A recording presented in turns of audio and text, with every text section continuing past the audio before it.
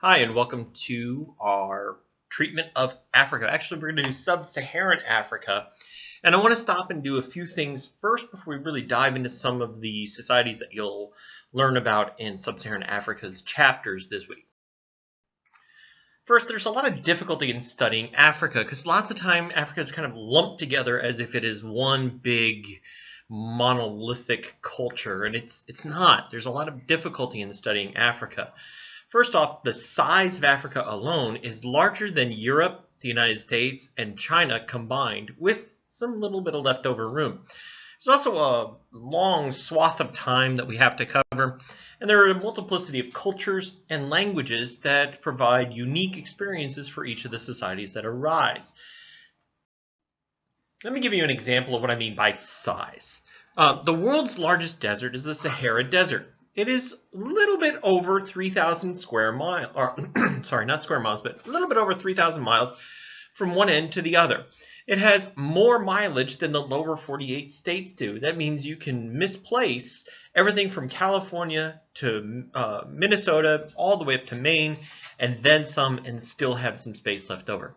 So that gives you an idea just how big Africa really is. To make matters worse, the Sahara Desert grows about half a kilometer each year. This is called desertification.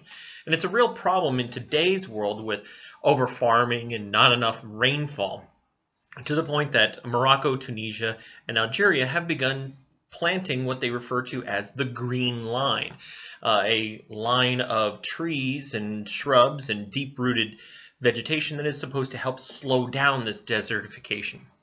Nonetheless, that's a little bit ahead of our time, so let's go ahead and backtrack a little bit. There's a lot of languages in Africa, as would be befitting an entire continent, and we have them grouped roughly into similar linguistic groups. There is no homogeneous African language, no homogeneous African culture. A lot of what you see about so-called African culture either comes from East Africa, particularly Ethiopia and Zimbabwe, or from West Africa, like Sierra Leone and the Ivory Coast. There's a variety of climates and terrains which provide barriers to different acculturations. That's why you have all these different languages, all these different societies. Geography has a profound impact upon the way a society arises. There's also other barriers to studying pre-contact Africa. The majority of societies that existed in Africa were largely illiterate societies. Now, that's not to say that they're ignorant or stupid. No, in fact, quite the opposite. Although there are no writing developments that are found or any recorded early histories, there are a lot of very rich oral cultures, oral histories that exist. And although there is a propensity to favor written history over oral history in many circles, there's no real indication that written history is any more accurate than oral histories. That being said, oral histories do require a certain amount of memorization and a certain amount of accuracy in order to maintain their veracity over time. The majority of the commentaries that we have about sub-Saharan Africa before, say, the modern period is often commentaries that are provided by alien literate elites.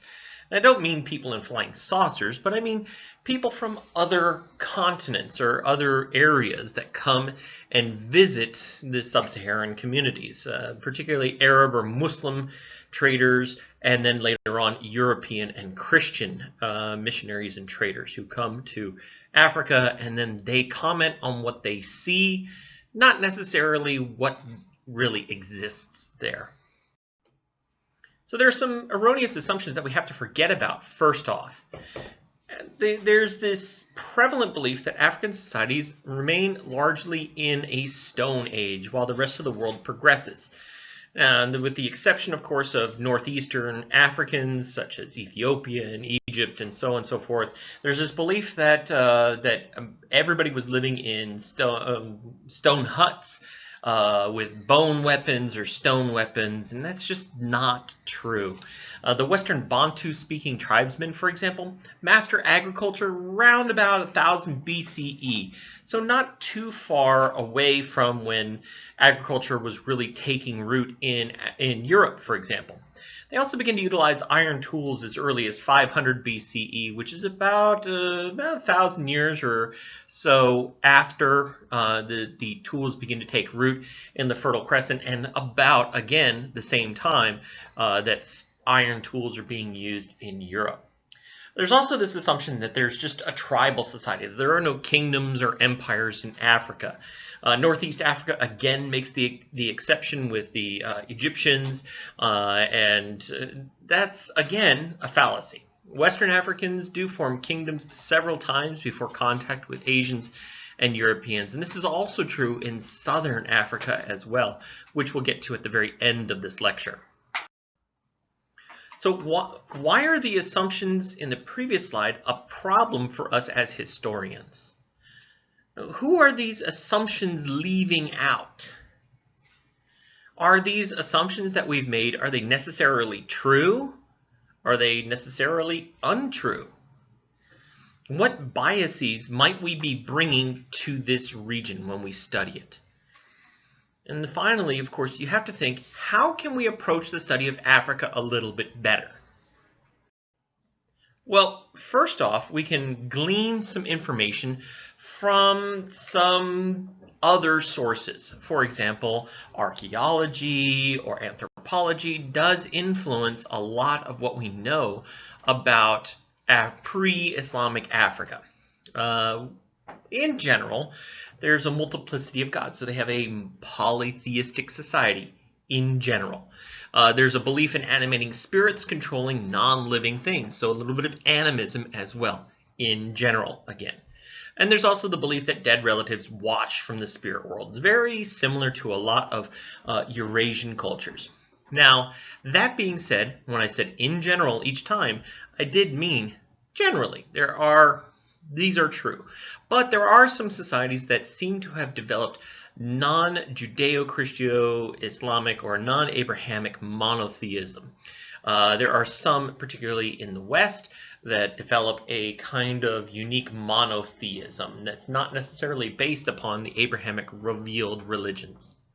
The societies each differed with the dictates of language and geography, but regional differences seem to have been overcome every once in a while, either through trade or shared language or through religion. So sub-Saharan Africa, what are we talking about when we say sub-Saharan? Well, we actually mean south of the Sahara Desert. So this is a huge, huge chunk of land that we are dealing with. Early kingdoms in sub-Saharan Africa were small, relatively independent, and traded amongst each other for necessities and luxuries just like any other small kingdom would. Sub-Saharan, particularly sub-Saharan West Africa, had almost no trade with people north of the desert before 200 of the current era. About that time, there's an adaptation of a new animal from Central Asia, which is absolutely revolutionary for the expansion of trade of these Western African kingdoms. Can you guess what animal I'm thinking of? If you said the camel, you're absolutely right. A lot of people assume camels come from the Arabian Peninsula or that they come from Africa, but actually they're from Asia. So they are successfully exported to the Arabian Peninsula, to the Fertile Crescent, and eventually, of course, it makes its way to northern Africa, where they are adopted by nomadic Berber tribes. The Berbers, it's a generalized term for a group of nomadic people that had settled on northern Africa. They're not part of the Roman Empire. They're not part of the Germanic invaders that come around the 5th century. They're not Arab either. They're actually an amalgam of a bunch of different ethnicities. And they were referred to as barbarians or Berbers by, of all people, the Romans. But then again, the Romans referred to everybody as a barbarian. So the Berbers of North Africa adopt these camels and begin to map the Sahara Desert, finding where the oases are, the best trading routes, the best times to go. And the great thing about camels is they have a very efficient cooling system. It's not that they store water in their hump. That's actually a big fatty deposit that's helpful for them when they're traveling long distances. It supplements their diet, gives them enough energy. They actually recycle a lot of the water within themselves, so they don't expel a lot of water through, say, sweat, and their urine comes out extremely concentrated and that sort of thing. So they don't store water in the hump. It's all fat. As I mentioned before, the Berbers start exploring and mapping the Sahara, and they make important trade routes possible. And so they become the first traders, the first successful traders between the sub-Saharan Africa, what is later referred to as the Sudan, and the Mediterranean. They trade things like dates, salt, and exotic animals, as well as slaves that come from south to north. And what goes north to south is usually gold, silver, finished goods, and other luxury items. So I said Sudan, but you're thinking, but in West Africa? There is no Sudan in Africa. West Africa, that is. Well, actually, Sudan is an Arabic word meaning black, or actually black person. Asud means black, and so Sudan means the land of the black people. Now, there's differences between black Africans and Asiatic Mediterranean Africans that's recognized as early as the 7th century. The Asiatic Mediterranean Africans often had a more Mediterranean look. They had a slightly lighter skin, different languages, and also, of course, different context for the rise of their societies. Muslim traders around the 7th century, Muslim Arab traders usually, take over the trade routes heading southward into Sudan, and that's where you get the term from. What the Berbers called the area south of the Sahara, I'm not certain of. I don't have that information, and neither does your book, so it's really difficult to find out. So we just refer to it default as Sudan, the Sudan. The trade routes are extremely lucrative, and they actually afford some level of comfort that a lot of people don't associate with Africa, particularly West Africa. Now, there's a huge impact on the societies of Western Africa. Sub-Saharan trade routes essentially increase the affluence and power of these Bantu-speaking tribes of Western Africa. From that, they begin to exploit their own gold mines and their own salt mines, and they also become slave traders. One of the ways that Western African tribes, and in fact most pre-modern societies dealt with surplus population, was to sell them off, particularly if you won them in a war or a battle of some kind, or maybe they were just too poor and they couldn't afford to support themselves, so often they sold themselves into slavery. Salt cannot be overstated how important salt is in a pre-modern society. See, salt is necessary not only for life, but also for the preservation of meat and certain kinds of foods. So salt was actually seen as important, if not more important, than gold in many societies. The result is a standard of living begins to increase in Western Africa. Cities become more and more important as trade centers, as exchange of not only ideas, but also of people. And so you get the rise of specialized cultures. The first of the specialized cultures that we'll talk about is the ancient kingdom of Ghana, which no coincidence begins to form shortly after the introduction of the camel to Africa. Trade with the Mediterranean is extremely lucrative. It's often, this area in the 7th and 8th century becomes referred to as Ard al-Dahab by the Muslim traders, and so we're going to go back in time and kind of like retcon it back into there. The Ghanese kingdom is often referred to as the land of gold because there is so much gold coming out of this Western African nation. There's so much salt and other other trade as well, but gold seems to be the most attractive reason. And you'll see little red arrows coming off of Cumbe Saleh, which is the capital of the Ghanaian Empire.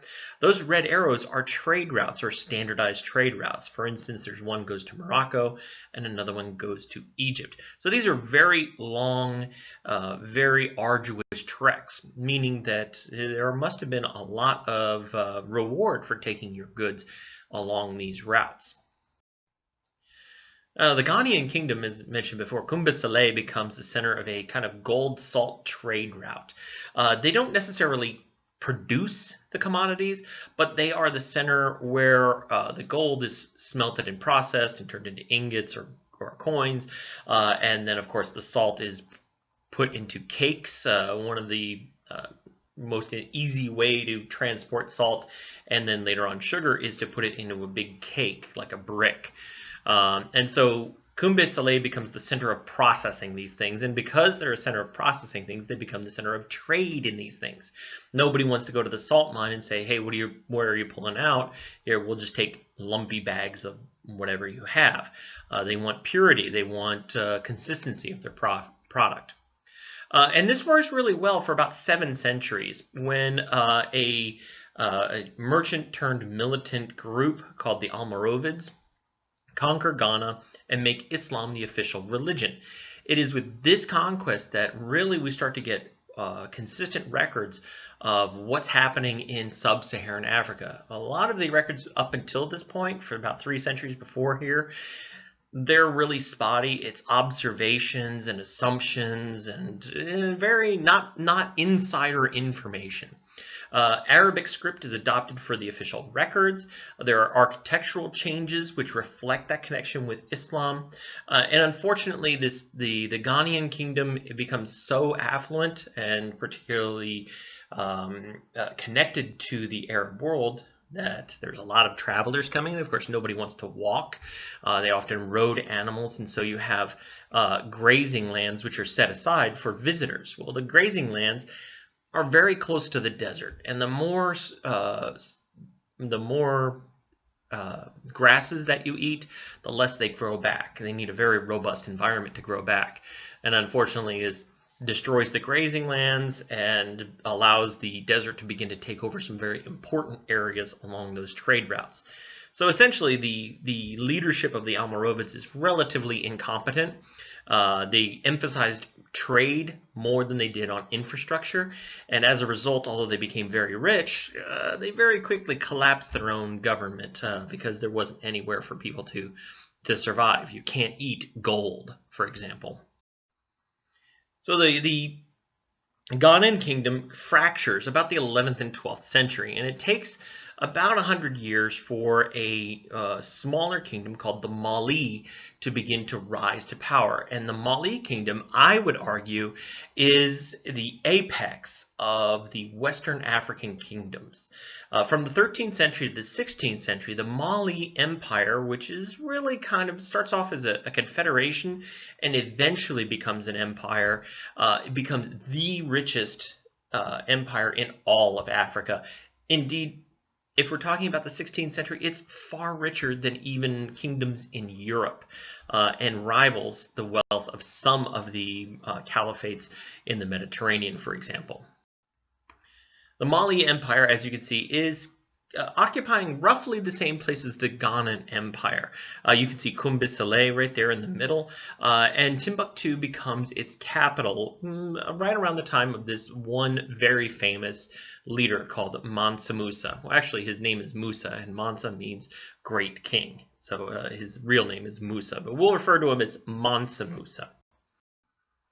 The Mali Empire emphasizes trade, but also tries to balance it with expanding infrastructure. Timbuktu becomes a center of learning, arts, and architecture in Africa, as well as in the Muslim world. The phrase Timbuktu or the name Timbuktu still evokes images of an exotic locale, almost a hidden city kind of thing. And you can understand that arriving in this bustling, thriving, for lack of a better term, metropolis after going through the desert of Islam, the Sahara Desert, you can almost understand how that name came to be associated with like a hidden gem of a city or a lost city. There's also a nearby city called Jen, which is also in modern-day Nigeria, becomes the center of religion and philosophy. So it's not just one city. Several cities become important in the Mali Empire.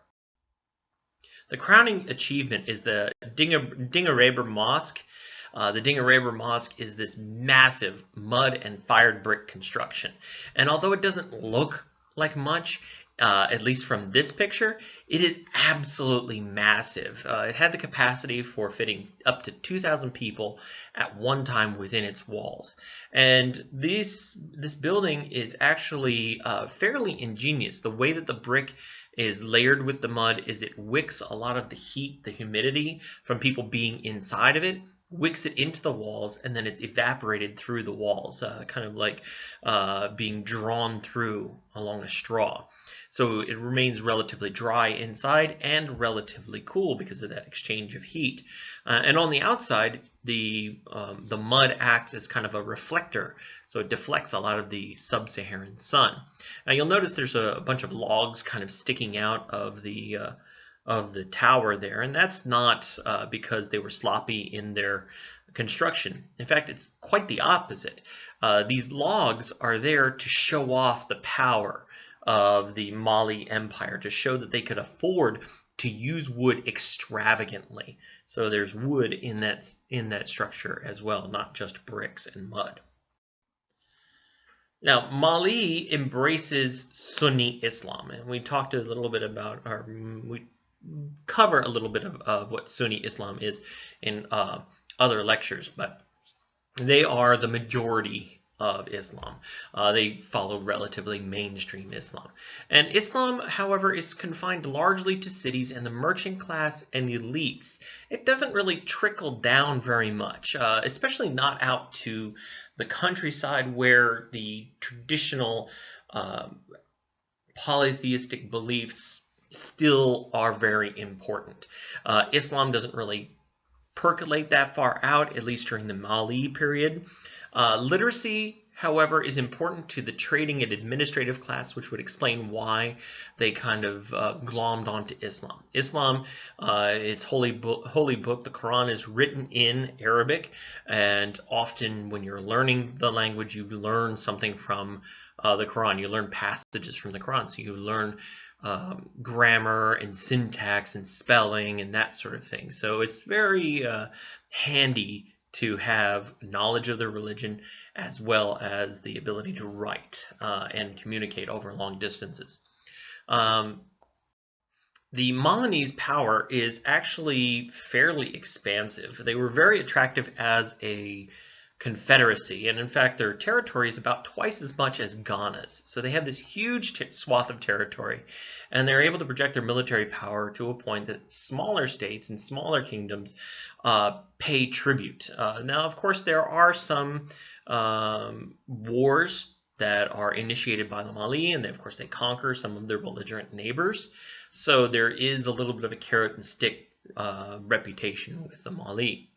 The Mali Empire is written of in contemporary Muslim texts as far away as Persia, Shiraz, Persia, Iraq, and Baghdad, and of course the Arabian Peninsula in Mecca.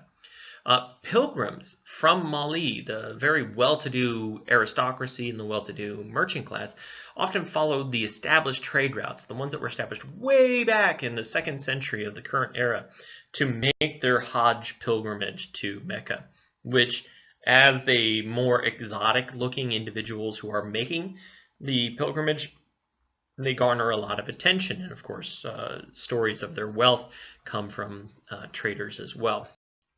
So how wealthy was the Mali Empire? Well, first, let's talk about Mansa Musa. He's a perfect example of just how important Islam was to the ruling elite, as well as how powerful and wealthy the Mali was. Mansa Musa is devout Sunni Muslim, and of course one of the pillars of Islam is to make the Hajj pilgrimage if you can afford it. Well, he makes the pilgrimage partly because of piety, but also partly to kind of establish the Mali brand. He is remaking the cities of Jen and Timbuktu, as well as remaking Kumbe Saleh. And so being able to advertise his kingdom is very important. He wants to get architects and judges and teachers and that sort of group of intellectuals interested in coming to sub-Saharan Africa. It's a very long and arduous trek. He is immensely rich, or at least we assume he's immensely rich, because when he makes the Hajj pilgrimage in 1324, he takes with him 60,000 people. That is more than fits in a giant football stadium. So he's taking with him 60,000 people, of which 12,000 were servants of either him directly or his entourage. He also begins to give away zakat, the alms to the poor, another pillar of Islam. And in total, he gives away 2 tons of gold in Egypt alone. The effect of his pilgrimage was that, first off, I mean, you're giving away 2 tons of gold. Well, it devalues gold in Egypt for the next 20 years, 22-ish years. There's too much gold in the economy, and it gets to the point where actually silver is worth more than gold in Egypt. I know, it's kind of crazy. Everybody always thinks that gold is a fixed value and silver is a fixed value. But in a closed economic system like, or relatively closed economic system like Egypt, you get too much of a good thing and it can lower itself in value. When he returns, when Mansa Musa returns from his pilgrimage, he brings with him architects from Andalusia, what is now modern-day Spain, that are brought in to update and enhance cities.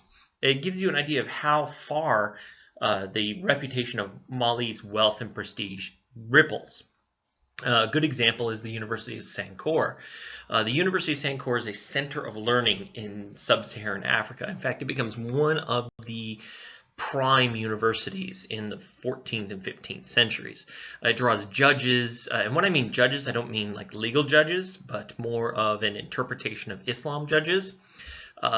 Teachers, lecturers, and all sorts of intellectuals from all over the Muslim world. They're drawn both by the prestige of teaching at the University of Sankore, but also because they were paid very, very well. Now let's shift a little further south. Okay, a lot further south. Southeast actually. And we'll look at Great Zimbabwe. Well, actually the Kingdom of Zimbabwe. And this Kingdom of Zimbabwe is a perfect example of some of the problems that we face in the pre-contact sub-Saharan African societies. First off, we know almost nothing directly from the Kingdom of Zimbabwe. There are no surviving written records. A lot of it is relying upon archaeological records and records of travelers who have been to the Kingdom of Zimbabwe. The Kingdom of Zimbabwe had a capital that we refer to as Great Zimbabwe, and they seem to have led a loose confederacy of African city-states from about the 11th century to about the 14th century of the current era.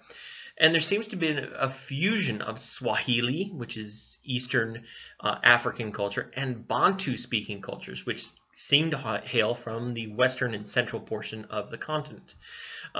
There's evidence that they traded in gold, ivory, cattle, grains, and more in the Indian Ocean civilization. So they've had contact with India, for example, with the Arabian Peninsula, and even as far as China. How do we know? Well, archaeological evidence again.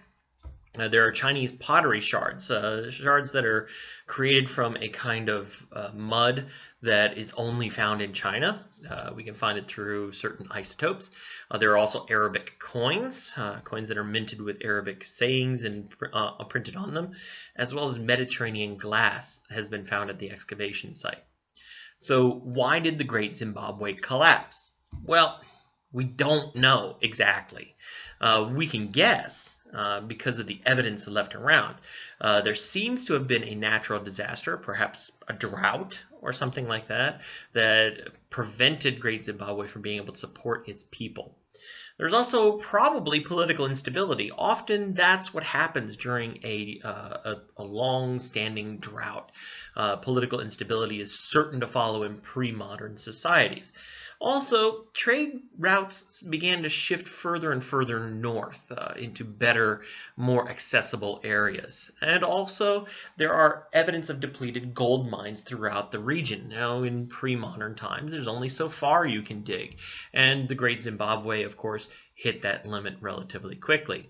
So, probably a combination of all four of these, or at least several of these, afforded very little future to the Great Zimbabwe Empire, and so it collapsed and kind of faded into obscurity. Some other things that we do know about Zimbabwe is that a lot of the medicines that were used in the Indian Ocean did come from Zimbabwe's region, or the area that the Zimbabwe Empire controlled. And so they had substances that were useful in the medieval world. A good example would be salicylic acid. Now, you may be familiar with salicylic acid if you use some kind of acne cream or some kind of exfoliant. It's a relatively mild acid, but it also can be used to treat inflammation, aches and pains, and also to reduce fevers. It seems to have been mixed with foods as part of a holistic medical practice that persists after the collapse of Great Zimbabwe. Same thing with kaolin, from which you get kaopectate. It is a substance that, when ingested, helps reduce the severity of diarrhea, which is often related to dysentery and cholera. So they might have used this to treat these diseases, because these are common diseases when humans begin to cohabitate in large amounts amongst each other. So there are large mineral deposits even today of kaolin, and they may have been mined as late as 1450, which means well after Great Zimbabwe collapsed, there are still people who are utilizing the medical advances that Great Zimbabwe was famous for. All right, so what do you have to do this week? Well, this week you have to read Chapter 10. Don't forget your sources. There are going to be additional resources available online exploring these and other cultures that you're going to be reading about. Remember, you are going to be reading about more than just Great Zimbabwe and Mali Empire. If you have any questions, if there's any problems, make sure you email me and we'll get it resolved as soon as possible. That's it for this week. I hope you enjoyed the lecture, relatively quick and painless, and have a great week.